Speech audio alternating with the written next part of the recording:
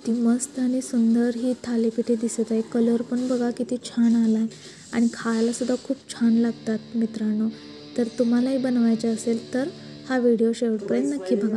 तर मी इथे 1 वाटी ज्वारीचं पीठ घेतलं आहे, अर्धी वाटी गव्हाचं पीठ घेतलं आहे, त्यानंतर अर्धी वाटी बेसनचं पीठ घेतलं आहे आणि 2 वाटी तांदळाचं पीठ घेतलं आहे।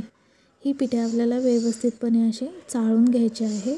बेसन पीठ यासाठी घ्यायचं आहे की बेसन पिठामुळे आपल्या थालीपीठांना खमंग अशी चव येते आणि खूप छान लागतात। त्यानंतर मी इथे चवीप्रमाणे मीठ टाकलेलं आहे आणि त्यानंतर मी इथे भाज्या टाकत आहे। तर मी इथे आज मिक्स व्हेजिटेबल थालीपीठ बनवणार आहे। तर मी इथे गाजर किसून घेतलेला आहे, कोबीज किसून घेतलेला आहे, एक मोठ्या आकाराचा कांदा बारीक चिरून टाकलेला आहे आणि भरपूर अशी कोथिंबीर देखील टाकलेली आहे। आता आपण त्याच्यामध्ये हिरवी मिरची, आलं, लसूण आणि जिरे यांचा जाडसर अशी पेस्ट करून घेतलेली आहे ती घालणार आहे। त्यानंतर आपल्याला इथे एक अर्धा चमचा हळद आणि 1 चमचा पांढरे तीळ घालायचे आहेत आणि हे सर्व आपल्याला व्यवस्थित असे मिक्स करून घ्यायचे आहेत। भाज्यामध्ये जरा पाण्याचं प्रमाण असल्यामुळे आधी आपण कोरडेच असं पीठ भाज्यांमध्ये व्यवस्थित असं मिक्स करून घेणार आहोत, जेणेकरून जे भाज्यांमध्ये मॉइश्चर असेल ते निघून जाईल। नंतर आपलं पीठ जास्त पातळ असं होणार नाही यासाठी आता आपण थोडं थोडं पाणी घेऊन हे पीठ मळून घेणार आहोत। लक्षात ठेवा की पीठ आपल्याला थोडं घट्टसर असं मळून घ्यायचं आहे।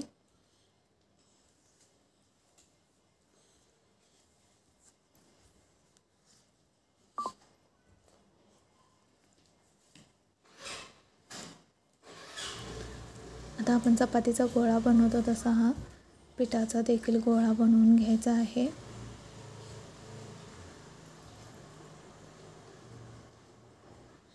सगळं मिश्रण एकत्र करून असा आपण गोळा बनवलेला आहे। त्यानंतर आपल्याला 1 चमचा इथे तेल घालून परत पीठ मळून घ्यायचं आहे।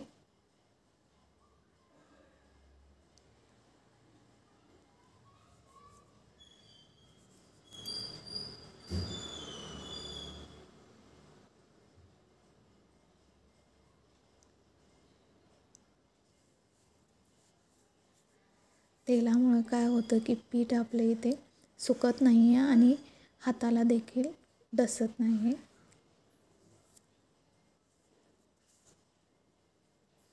आता मी इथे एक तवा गरम करून घेतला आहे आणि त्याच्यावर तेल टाकून घेतलेलं आहे।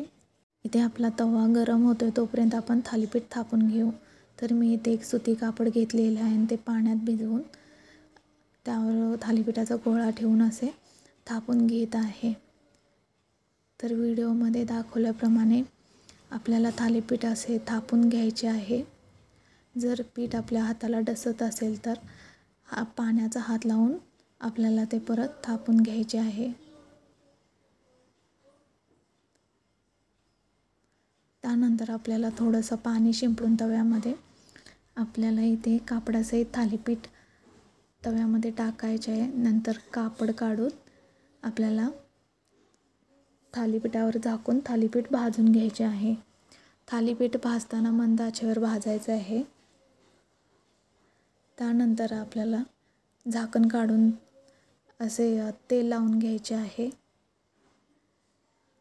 आणि व्यवस्थित असे साईड त्याच्या रिकाम्या करून घ्यायच्या आहेत। तुमचा तवा एकदा तेलकट झाला तर तुमचे थालीपीठ अजिबात येथे डसणार नाहीत।